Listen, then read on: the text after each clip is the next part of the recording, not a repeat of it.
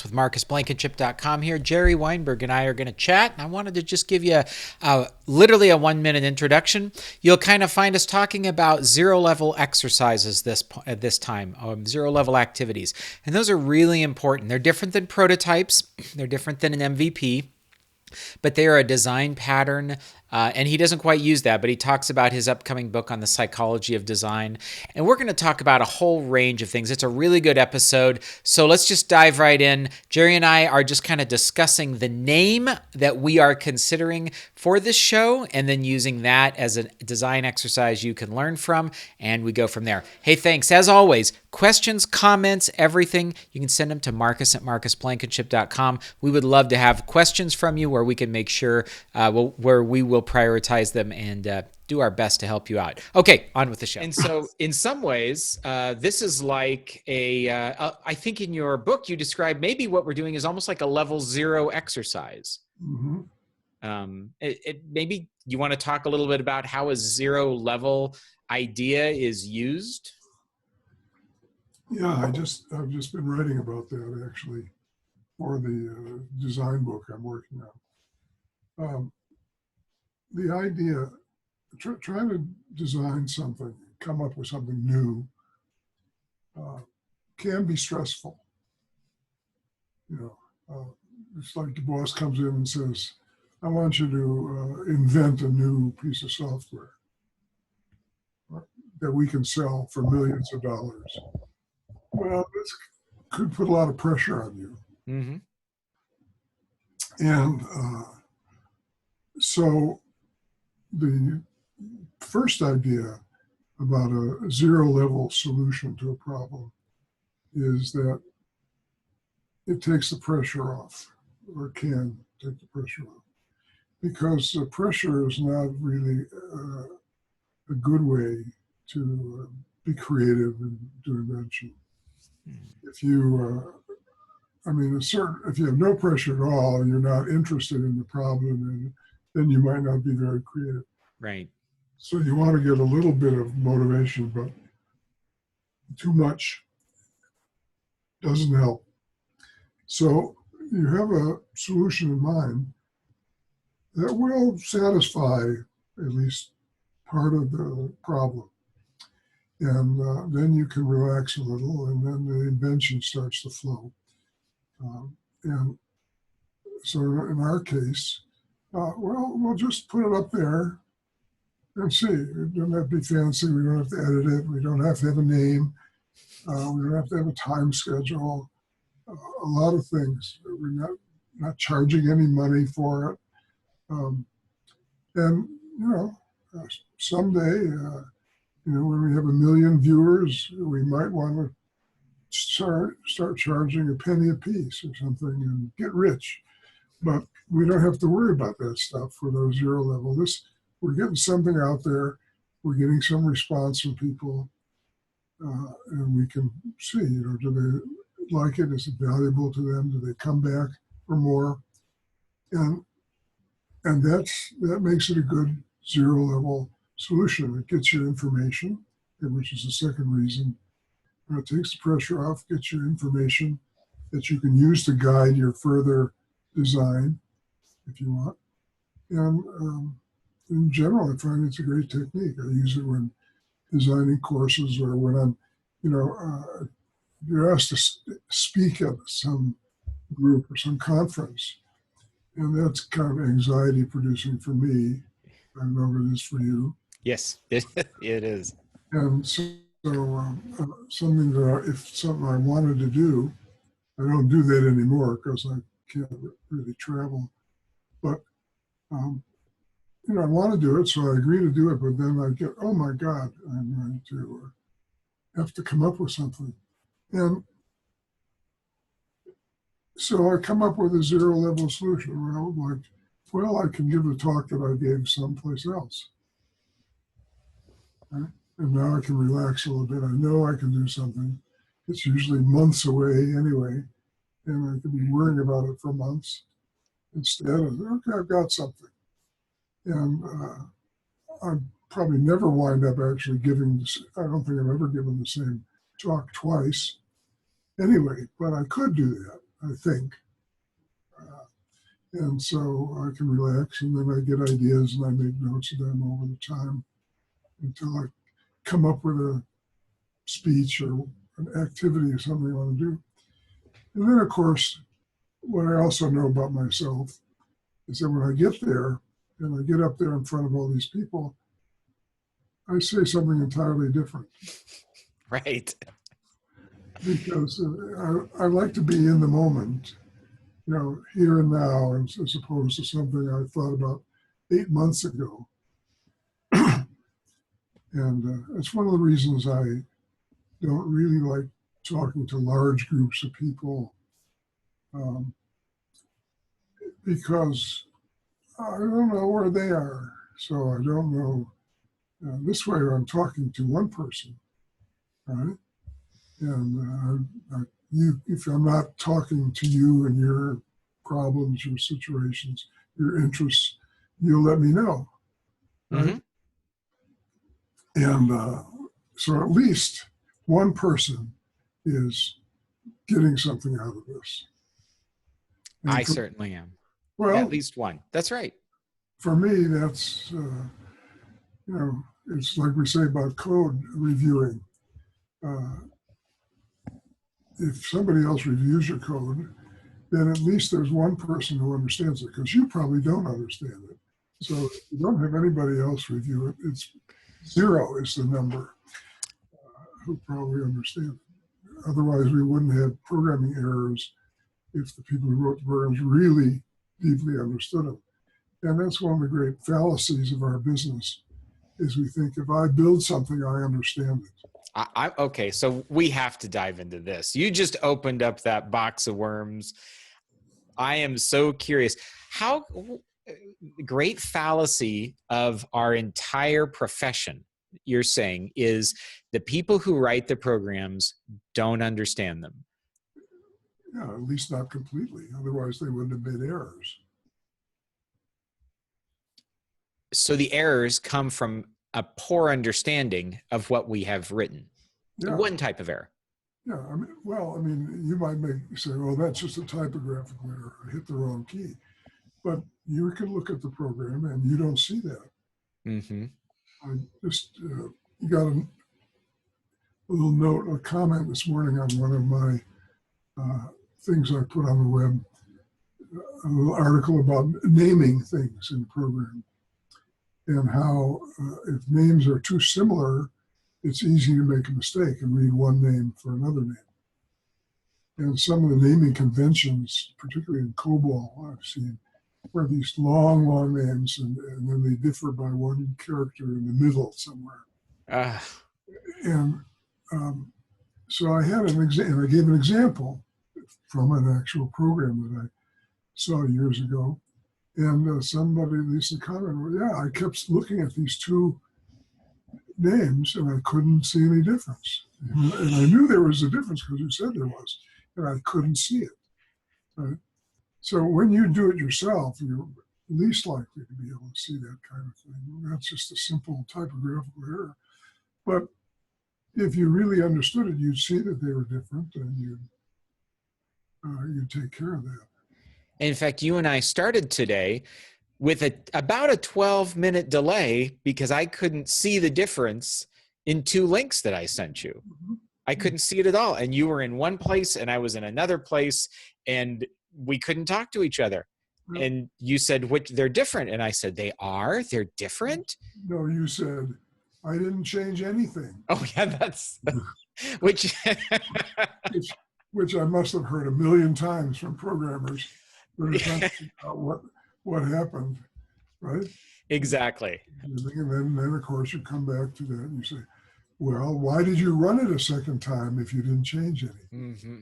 Oh, well, I didn't change anything important. I just changed a comment. Right. Yeah.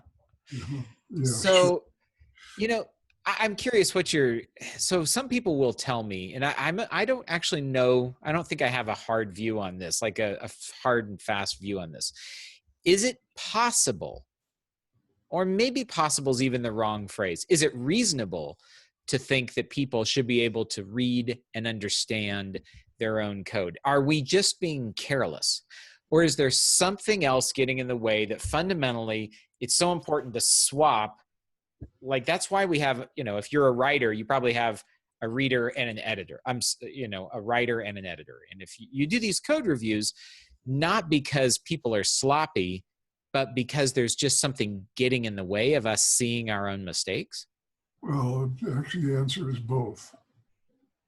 I mean, because you can be sloppy. That's true.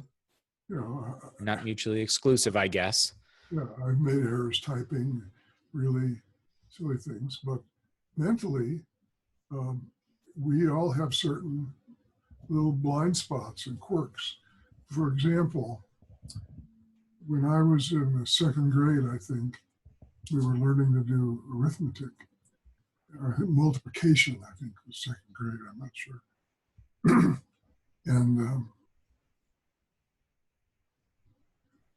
I don't know if I was absent from school or was sleeping or thinking of something, but I never really mastered 7 plus 5. And I find over maybe almost 80 years, I keep making mistakes when I have to add 7 and 5. What do you come up with? Not 12. I guess that's true. It could be any range of things from a cow to the color green to 11 that would be not 12. Yeah. Sometimes I get it right, especially if I stop myself. I say, oh, here it is, 7 and 5. But I don't add, it's not that I can't add them, but I can't do them quite as fast as I do other things. I can add a lot of numbers in my head and so on. But once in a while, if I'm going fast, I'll have 7 and 5 and I get something different. That's about me. Probably nobody else in the world has exactly that little mental quirk that I have, right? And I'm sure I have other little mental quirks. I mean, and some are maybe vision problems, like I have a Q and O and a 0, and I don't see the difference among them. So that's something about me. And then there are more subtle things about that, right?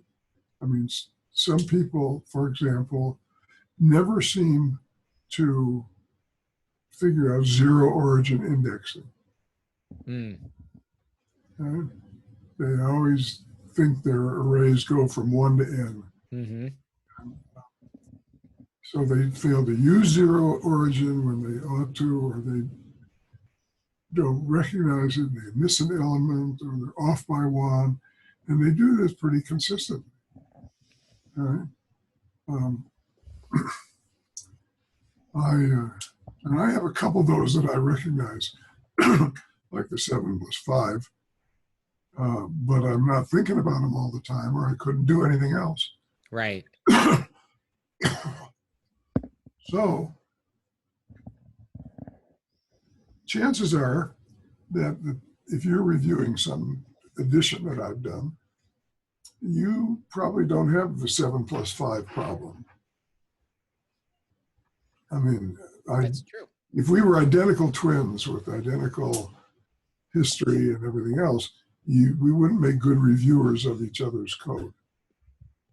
So there is the truth that some people are sloppy, that we as humans can become sloppy at times.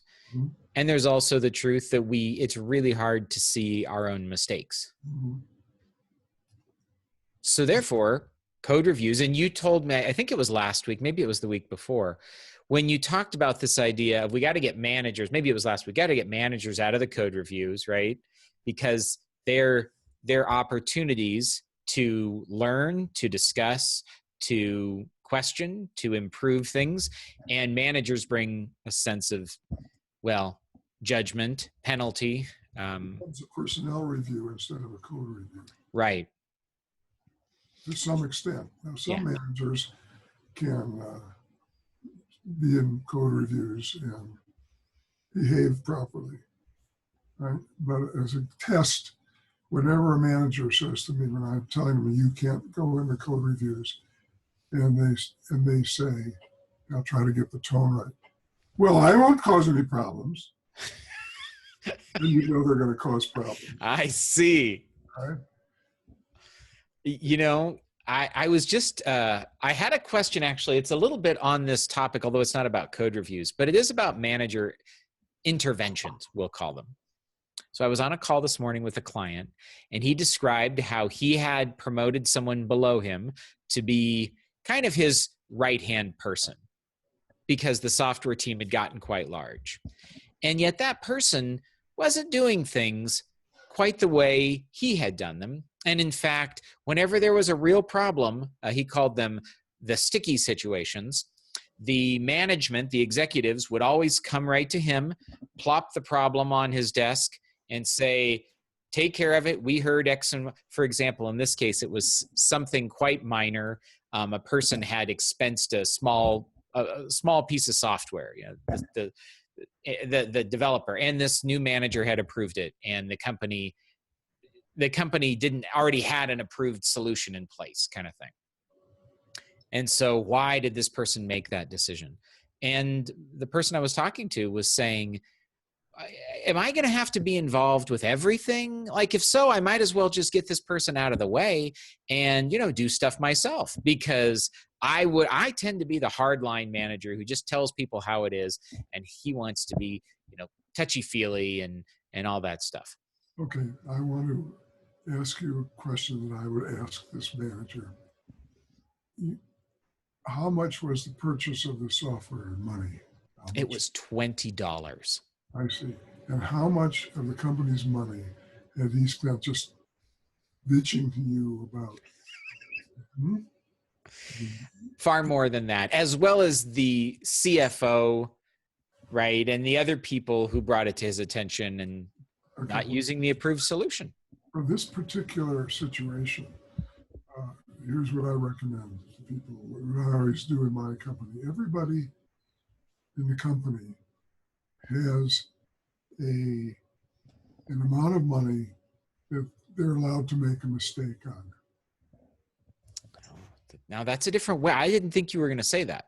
I know. Well, that's why we're doing this, right? Because you can't read my mind, right? Everybody does. So, for example, my secretary had like several $1,000 mistakes she can make. So if she bought a piece of software that cost $20 and we didn't really need it, or we already had it, it didn't have to be discussed. I just could mention it that you made this mistake, but no affect to it, no blaming or nothing. I said, okay. But if it was more than her amount, then it was a problem. So, for example, I had a consulting sequence of events I had to go to, and one of them was in Washington, D.C., and then I had to fly out to get to California for another one at a certain time. And she made a flight reservation, and it was from the wrong airport. The airports in D.C. are major ones. And so there I was. I missed this meeting in California. And my rates of pay, it's a certain amount of money, right? But it was under her limit. Okay. It's a pretty serious mistake. Yeah. So I said, well, the only thing we need to discuss is I want to draw you a map and show you the 3 airports in D.C., because she had never really been there. I lived there. And she didn't understand that. So if she made the same mistake again, that would be a problem. So the thing to do is not to scream at her for costing me $1,000 or something, but to just teach her what it was that led to the mistake and took care of it. I mean, that seems to be a more sensible solution. Now, if I lost out on $20,000 of business and then I couldn't recover in some way, then it's pretty serious. And then we have to discuss that from that point of view. But see, what's wrong in the case you gave me is the manager is getting all worked up over a $20 mistake, assuming it was even a mistake, right? it may have been a better decision than they made originally on the way, but doesn't matter. It doesn't. It's $20. Yeah. Now, in this case, the CFO had brought it to him, and the CFO had gotten worked up. So Mm-hmm. he was in the unenviable position of maybe even, I don't know, maybe he even felt that it was a little silly. But when the CFO comes to you and is worked up, that can be pressure, right? If you just tell that CFO you're being silly, that may not be a very So I've done that. Well, here's what I would do if I had a CFO who came to me over a $20 expenditure that he thought was a waste of money. I would go into my billfold, which I don't have right now, but I would go in. I take out a $20 bill and I hand it to him and say, okay, now the mistake is corrected. End of discussion, right? I yeah. did that once. Oh, did you? I'm not. I was. I had developed a program which was a spreadsheet before we had spreadsheets software for the what was the treasurer or whatever, I don't know what it was called, chief financial officer of one of the states of the United States. Mm. And he wanted to keep, the state had a number of bond issues, a large number of bond issues. And he was keeping track every month of the bond issues. So I made him a spreadsheet. And when you have the interest every month over the years and of all the things, well, it turns out that because you're computing interest, sometimes you have to round the numbers. Right. And so when you do all this rounding on all of these things, the cross-footing of a thing from the rows and the columns the totals could be off by a penny. Mm-hmm. Now we're talking about hundreds of millions of dollars. All right, so you get a crossfit total that's say $100 million, and the other side, the other crossfoot number is 100 billion and 1 cent. Mm-hmm. And he had done this. He had checked my program output, and he said, "This is not okay. There's something wrong. It doesn't balance." And I explained to him about rounding and mathematics of rounding, and he didn't get it. He just wasn't that mathematical. And we go on around and round about this. And finally I said, look, and I took a $5 bill out of my wallet. This was years ago. That was a lot more money in those days, but it was still $5. Sure. And I laid it on his desk. I said, here, use this every time it's off by a penny, every month for the next however many 100 years. Mm-hmm. You can take a penny from this and correct it. And he threw me out of his office. Oh, golly. He wouldn't see me again. Because I had said to him, you're stupid. I didn't say that in words, but you're stupid. And so, of course, you have to be careful how you do that. Right? But eventually, if you've got a chief financial officer who's too stupid to understand things like that, you're in the wrong job. Mm-hmm. And the solution of that is to get a different job. That's very true. You can't really do much in that situation. So back to our, let's see, I called it was it called level zero? Zero level or level zero level. Okay. So we're approaching a new problem. We're feeling anxious. There's a lot of different ways we could think about it. Maybe we're just a little apprehensive about where to begin. A zero level solution, is that sounds almost like a prototype if it were software. Is that a way to think about it, an MVP, or am I just going the wrong direction? Here's why it's not like a prototype. Okay. There's a phenomenon that a lot of people don't understand about prototyping. It turns out, for example, in aircraft building, like people like Boeing and Lockheed, so some of them make prototypes of new planes. Right? And Hmm. some of them don't. And it turns out that when they make a prototype, they tend to have more trouble with it, with the eventual plane than when they don't. I thought the So prototype was to shake the bugs out or learn something or. what happens is this a psychological matter. You make the prototype and you put a fair amount of effort into the prototype. And so you figure, well, to recover that effort, that expense and time, Mhm. we have to add a few more features to the final product. Ah, okay. And partly also because they think, as you just expressed, well, we're going to get the bugs out with the prototype, so we can afford to add a few more features. So we have to recover the money, we have to recover the time, and it's a lot safer because we need a prototype. And if you look at it historically, you find that it actually turns out to be worse. Now, it could be better, right? It could be better, but if you don't go through that erroneous thought process. Yeah, the times when my teams have used prototypes, the biggest problem I've found is they become very attached to the solution in the prototype, and the customer says, "You're 90% there. Just give me this." And the team says, "Oh, I wouldn't get in that plane." Uh, Yeah, but of course that's okay. You've raised several issues here. I did. All right. Um, there's a difference between prototyping organizations and system. There are those that go on and add stuff to the prototype and improve it and so on. And there's those that actually sell the prototype.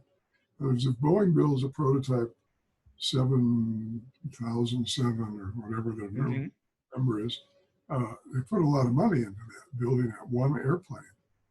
Do they sell it to somebody or do they just scrap it and then build the new design based on the prototype?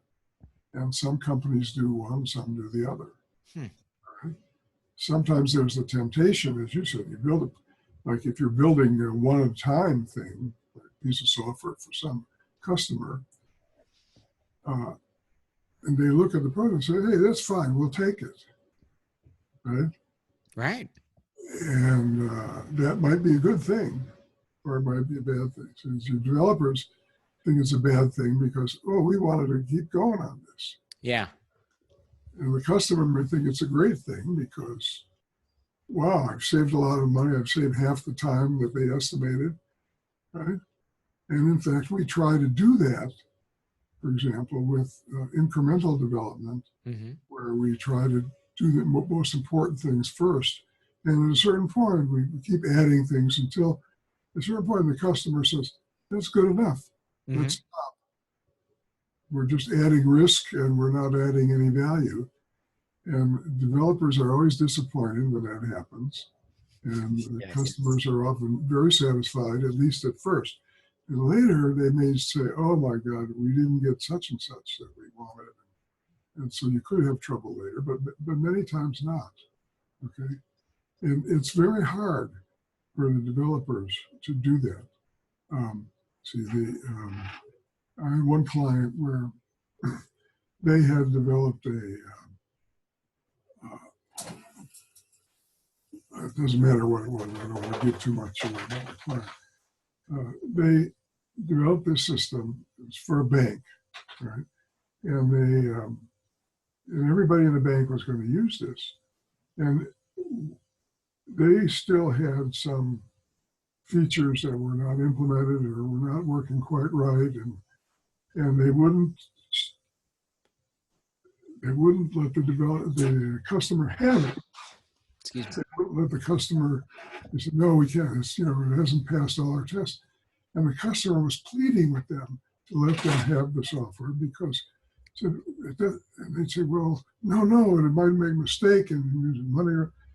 And they say, "That doesn't matter. We have to train 1,000 people in this organization, and we want to use it to train them. We're not going to use it live. but we need to have something for people to get their hands on. We can't just wait until you get every last little glitch out of it and then drop it on 1,000 people and expect it to work. So there's got to be a training period, and we want to have this. And the developers wouldn't let it go, and they went back. That's when I get called in, right? Ah. This kind of thing. Well, okay. So that showed me, I mean, that's a typical developer reaction. We don't want to release anything that's not perfect, right? Mm-hmm. Ashamed of it or whatever. We don't Mm-hmm. want to see us that way.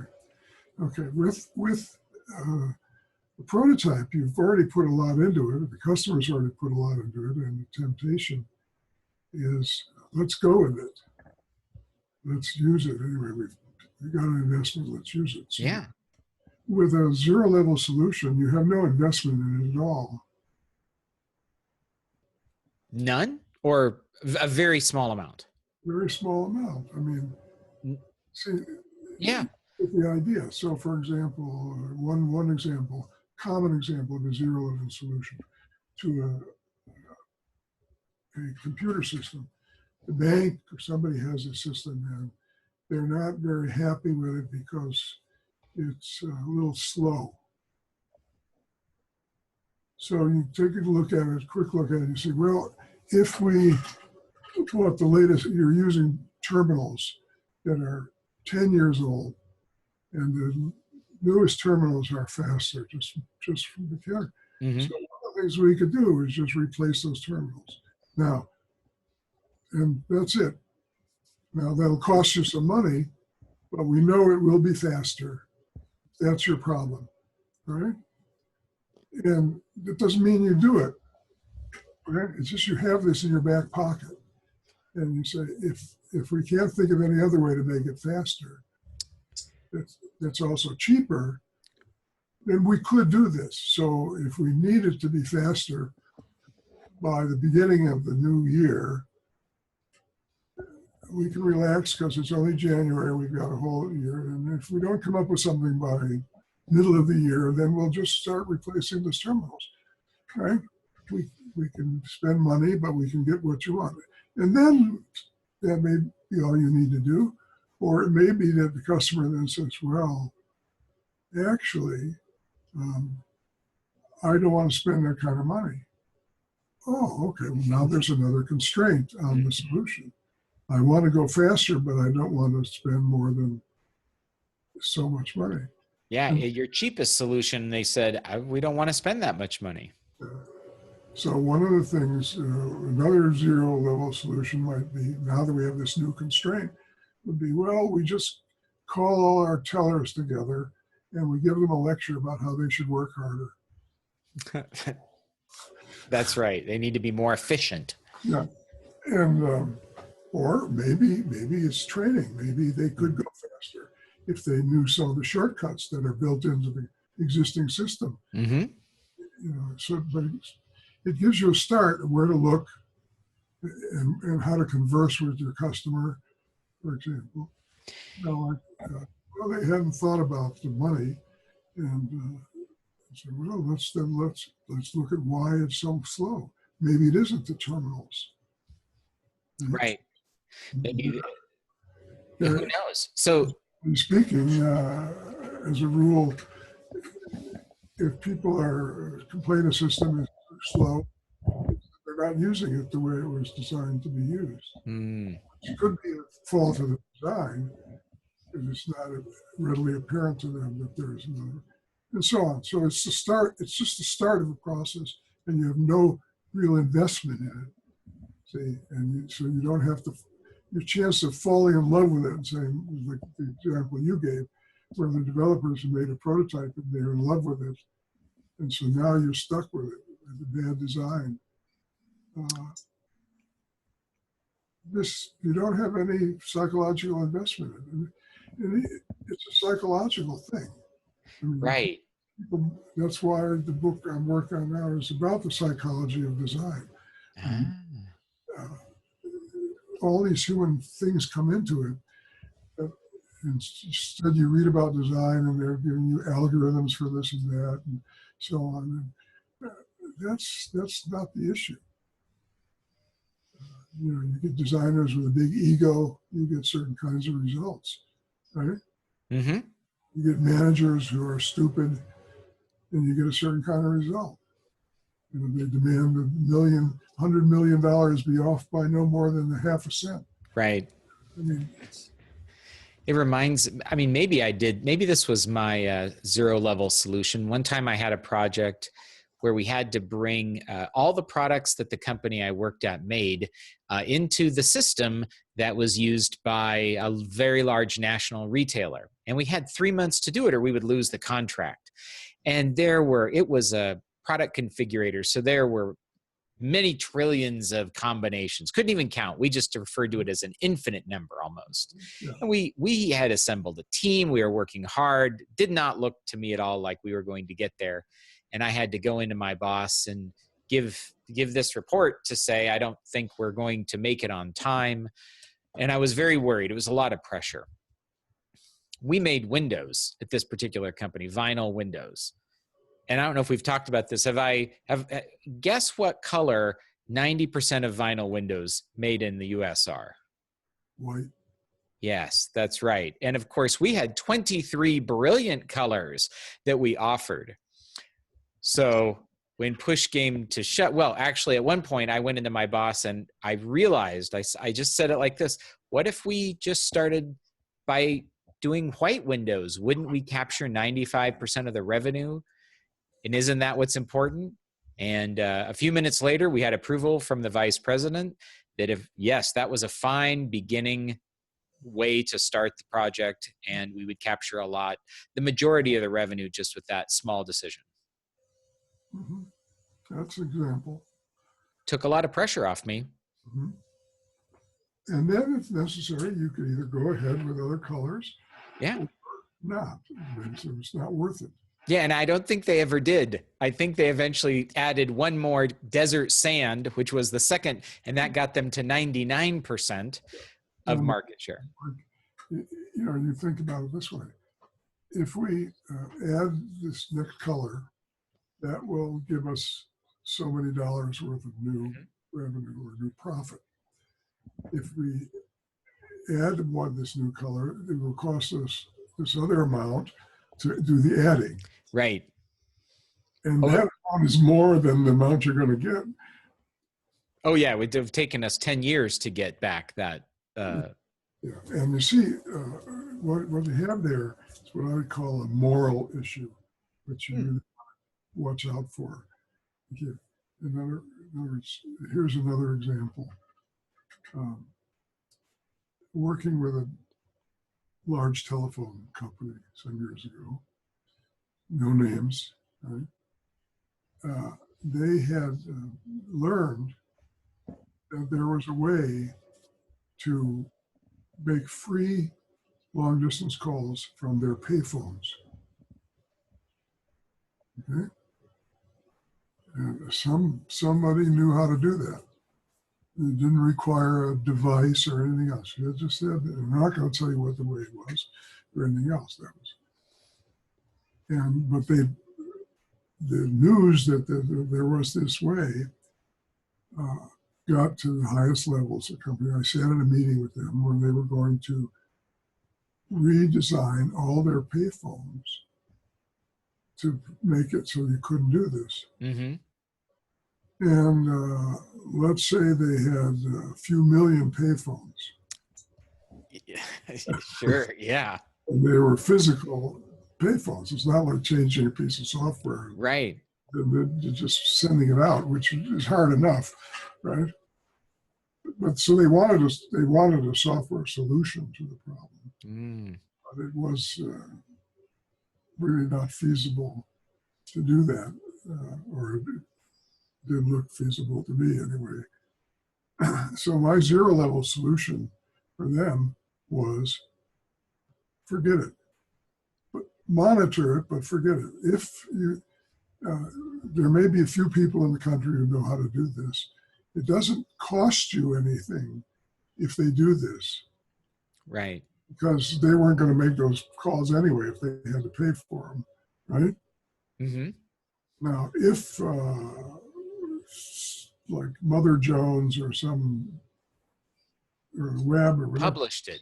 Somebody published this, and then thousands of people started doing this instead of paying for their call.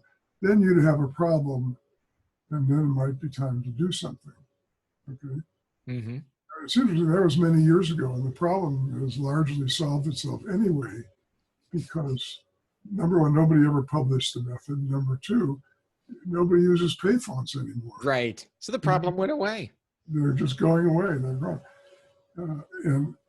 But when I said to do this, just keep it quiet. Don't make a fuss. I mean, nobody will hear about it. There was one high executive in this company in the room who said, "You can't do that. We can't let anybody get away with a free telephone call."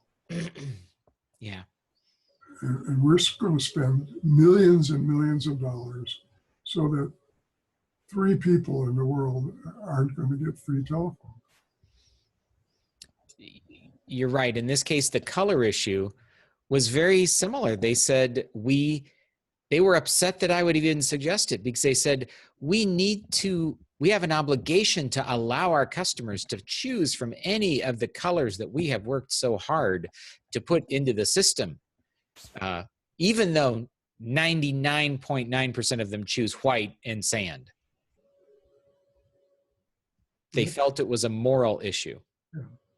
So, and you see, then that's a problem now. That was a problem. So, anyway, so that's what and of course, if you come up with zero-level solutions and present them to your customers, that may be one way to surface if there's going to be some moral issues going to come up. That is, and then at least you know what you have to deal with. Because very often when you're designing things, the real issues and the real problems are not what they've come to you with. Mm-hmm. There's 2 cases you gave, I gave, those are examples, but you can't solve moral issues with technical solutions. I like the name of this, a zero-level solution, because if you were to tell your client, your boss, your user, let's talk about zero-level solutions that we might put in place, it certainly sounds like you're not done talking. Mm-hmm. That it's the beginning of a conversation, and you not really spent a lot of money either. Right. And I like the very important difference. I'm glad I asked about prototypes, because I was imagining, and prototypes are a whole other sort of mental and business investment that needs to be thought of differently. Yeah. And I'm not against prototypes at all. I don't want to give that impression. I mean, some cases they do marvelous things, but again, there's a psychology of prototyping which people understand. And if you're going to use that, you ought to be aware of what kind of traps you could be setting for yourself. Yeah, the team certainly has a certain feeling about them. The customer, when they view them, will have a certain feeling, and the boss or whoever paid money for it will have maybe another feeling about it. So, these are lessons that are not very widely known. So it's good for us, because as consultants, we can go in and tell them something that to us is obvious. And of course, our problem is not the idea, but getting them to listen to the idea. Right, exactly. I'm writing down this phrase, lessons not widely known. Maybe we have a show title. I don't know. We'll have to come back to that. So because some of these things certainly, Jerry, sound counterintuitive. Here's $5. It'll, take care of things for the next 50 years or whatever. How do we go about presenting lessons not widely known to people who really need them? You must have some tips and tricks for that. Well, the first trick is to recognize, let me back up a little, I do a lot of answering questions. And there's certain questions that you get I haven't. I've thought about a name for this over the years. I haven't come up with a good name. Maybe this will be the name for our conversation. But there's a certain type of question that if somebody asks you this question, you know they, because of the question they ask, that they could not understand the answer. Mm, sure. There should be a name for that kind of question. There should be. Because you run into that, right? Yes, of course. Yeah. There you are faced with someone, maybe you're a consulting gig, they're paying you a lot of money and they ask you some question. And like, how much does a bit weigh? Right. I've been asked that. Have you really? Oh, yeah. Was there ever a time when, because of some physical manifestation of hardware, that question actually made sense? Well, I suppose how much does an electron weigh and how many electrons to record a bit? Sure. But so when we get these questions, the question itself reveals a great deal. Okay. And if you really believe that the person cannot understand the answer, then don't answer. Yeah. You just say, I don't know, which is very hard for most consultants to say. Most managers to say, I don't know. That's true. Much easier to somehow infer you wouldn't understand if I told you. Yeah. So don't make it about them. Right. It's like handing this guy the $5 bill. That's basically saying that you're stupid. Mm-hmm.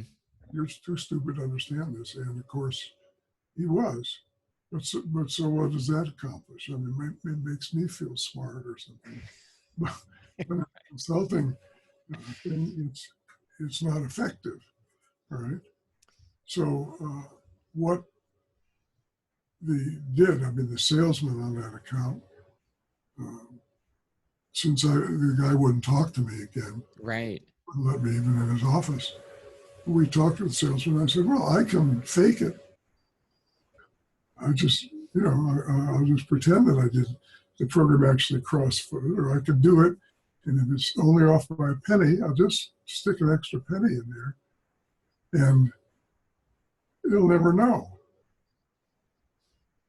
And I didn't feel real good about that. Mm-hmm. On the other hand, I'm thinking I'm being just as stupid as he is if I let that bother me.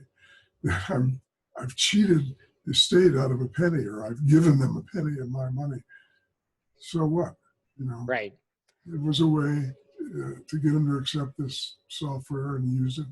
For all I know, they're still using it to this day, maybe 50 years later. I don't know. They'll only accept this software with errors. Mm-hmm. See.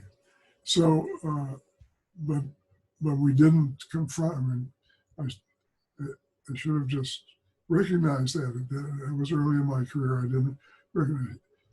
And if he's just not capable, maybe too dumb, or he doesn't have the right education, and he had the wrong major in college, and mm-hmm. This I can't correct 4 years of college in 5 minutes in his office. Right. So if I can come up with a way to just make him not see this as a problem, then just do it. Well, and this takes us back to the great definition of a problem, I suppose, in your book, Are Your Lights On? Which is, if the perception of the problem goes away, the difference between what you see and what you'd like to have, then there's no more problem. Yeah, exactly. It probably was quite a cheap solution for you to introduce that error. Yeah. And yet, somewhere inside you, it did feel wrong, didn't it? I'm still remembering it after all these years. Right. Yeah. Yeah. But that's that quest for perfection, see, which is, in a way, it was his problem and it was my problem, both. We had different ideas of what perfection was. Boy, that in and of itself continues to cause me and those around me a tremendous amount of angst and problem. In our business, I mean, I know that when I was a kid and I first read about computers, what really attracted me was the thought that they were perfect. Yeah. Which of course they're not, but especially in those days, even the hardware was pretty loopy, but that was attractive to me because the way I was brought up, I got a lot of bad attention whenever I made a mistake of some kind, which I just assumed I had. And I thought, oh, I'll work with these computers, and then there'll never be a mistake. So nobody will ever be able to yell at me or blame me, which of course is ridiculous. But that's got to be quite a disappointment. I remember similar things. My dad was a mechanic. No, my dad was a shade tree mechanic, and he would ask me to help him do shade tree mechanic things on the family car. And we would find belts that had worn out and gears and I don't know, all kinds of stuff. And I remember telling him when I was about 12 and I had gotten my first computer that with software, it was perfect. It would never wear out. It could just run forever. And he just looked at me like I was a crazy person or a 12-year-old who was excited about something. And yeah, that was really attractive to me, this idea that it seemed perfect and infinite in some way. Yep. All right. Well, shall we, any final thoughts? Shall we kind of close out our time here? Well, it's open till the next time, right? It's open till next time. Take a break of a week, a little coffee break for a week. That's right. And in the meantime, we hope that folks send us some questions. You could tweet us. You can mail me at marcus@marcusblankenship.com. And of course, we still have the outstanding question. What do we call this? Which we would love to hear from you. We've gotten a few suggestions. Which I will now add a zero-level solution to that problem. What we call it. Do we need a name? Now, is that a real question or is that the name? It's a real question. Well, that's both. It's either one. But the fact is, we've now gone, this is our second week. We haven't had a name. And so what? Is it any, I guess that's an interesting idea. Is this any less effective? Because obviously you have a wonderful philosophy that when we help, there's something in it. We're trying to do something for someone else, possibly. We're always doing something for ourselves. Is it any less effective because it doesn't have a name? It may be more effective if it doesn't have a name. Could be. I mean, we could say, we're going to do this for 1 year. At the end of the year, we'll now ask people what they think the name ought to be. Well, if people have been sort of watching along and giving us feedback, I suppose it would be a much more, I bet we get a lot better ideas about what an appropriate name would be. And maybe we just need a zero-level name. Yeah. I need to become more comfortable with that. Conversation zero. Conversation zero. I'm writing that down. I'm writing down many candidates. Because I'll tell you something about naming. Okay, very personal. As personal as you could be. In fact, I have an artifact I can even show you. I have a little bracelet with my name on it in beads, letter beads. Mm-hmm. That was the first thing I ever had in my life. When I was born, they made a little bracelet for me. And somehow it survived. I've got it just over there in my office. And it has my name, Gerald Weinberg. So they wouldn't mix up the babies. Right. Right? Now, see, there's a name. That's what they do. You have children. In the hospital, they want to have a name to put on the birth certificate. Now, I'm going to say something very embarrassing to me. On my birth certificate, my name says Baby Gerald Weinberg. So my first name is actually Baby. Actually, Baby. Okay. You call me that, and that'll be the end of our conversation. No, Deal. No.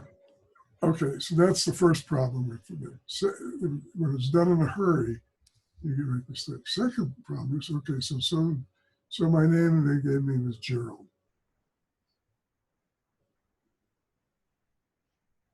They never called me Gerald in my whole life. No, none of my friends called me Gerald.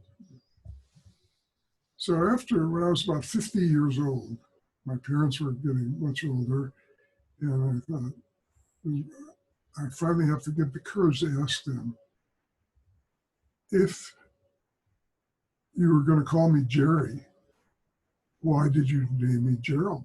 Why did you name me Jerry? And I puzzled about that my whole life. And you know what they said? We don't know.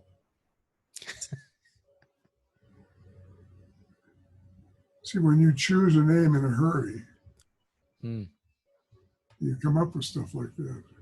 The baby business, the Gerald instead of Jerry. Do you know why your parents called you Marcus? Was that the right name for you? I don't know. I have now had a lifetime where many people, some people want to misspell it, other people want to shorten it. I like it the way it is. Okay. I've never really thought about it. I know, but see, in certain Native American groups and maybe others, the culture said that they gave a name when you're born, but it was simply a temporary name. When you got to a certain age, you become an adult, whatever it was in that society, then you get to choose the right name for you.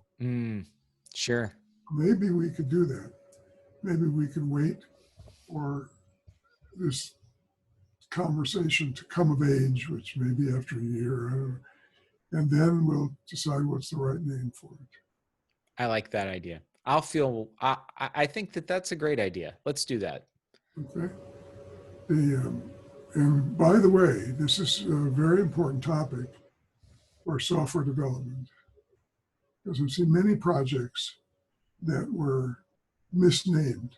They give a project name. I'm trying to think of the one I've written about. It was terrible name.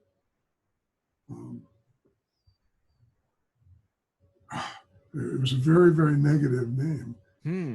The project, and it just affected the whole thing. Maybe I'll think of it by next time. But, it's probably better not to. People want to name the project so they get support for it.